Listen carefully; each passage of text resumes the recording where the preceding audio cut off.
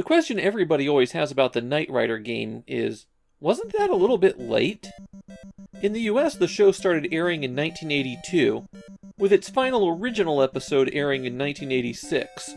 It was a hit show for about 2 seasons, and then kind of just went away. Of course, it wound up being rerun in syndication forever, and there aren't a lot of children of the 80s who aren't familiar with it. In Japan, Knight Rider started airing in late December 1986, and new episodes were regularly airing until 1989. And from what I can tell, it was a huge hit in Japan. So the game Knight Rider may have been late to the US shores, but it was striking while the iron was hot in Japan. As for what the show was about, it was a shadowy flight into the dangerous world of a man who does not exist. Or to put it another way, it was the 80s show about a guy who had a talking car. In fact, that's the most disappointing thing about this game. There's absolutely no speech samples. The one thing that everybody knows about Knight Rider is that the car talks, and there's no speech. There's not even text across the screen for the car. It doesn't even talk in cutscenes or mission briefings. The goal of the game is to fight terrorists by driving around the country and shooting them up on the roads. You just drive in a big loop around the entire country until eventually you get sick of it. This is a driving game, and on every stage you have a time limit, a gas gauge, and a damage bar. If any of those 3 run out, then you lose a life. You'll take some damage if you get shot by the red cars, have a stick of dynamite dropped on you, or ram into one of the other vehicles. Time is constantly ticking down, and you lose some additional time if you destroy a civilian vehicle, one of those in blue. Gasoline is also constantly ticking down, and you can burn extra gas by activating your turbo boost. You do that by pressing B, and it makes you jump, but doesn't really make you go faster. The rest of the controls are pressing up to accelerate and down to brake, while the A button fires your machine guns. No, Kit didn't have machine guns on the television show, but he does in the game.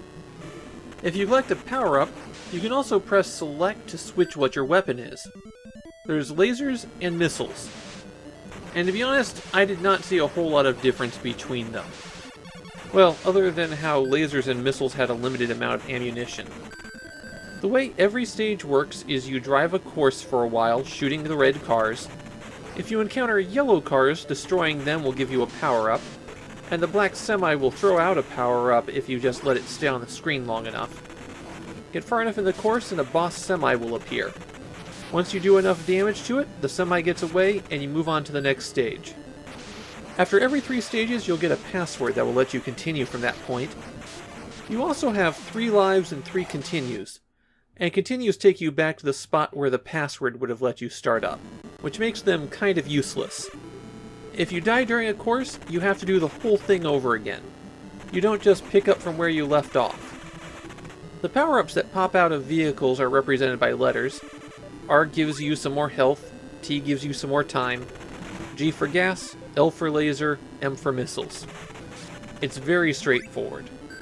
Before every stage, including the first one, you get to apply 1 point of power-up to Kit. You can increase your capacity with the special weapons, go a bit faster with an improved engine, or increase your health and fuel capacity. One weird thing about that power-up screen, the woman is identified as Vani in the Famicom game, but it's supposed to be Bonnie. That would be a case of Japanese transliteration mashing together B's and V's. They also consistently misspell Kit, which has 2 T's in it. There's a drive mode available from the main menu. What that does is remove all of the enemies from the game, takes away your own weapons, and then just has you drive the courses with a fully upgraded car. Knight Rider has a reputation as being a pretty crappy game, and yeah, it's not very good.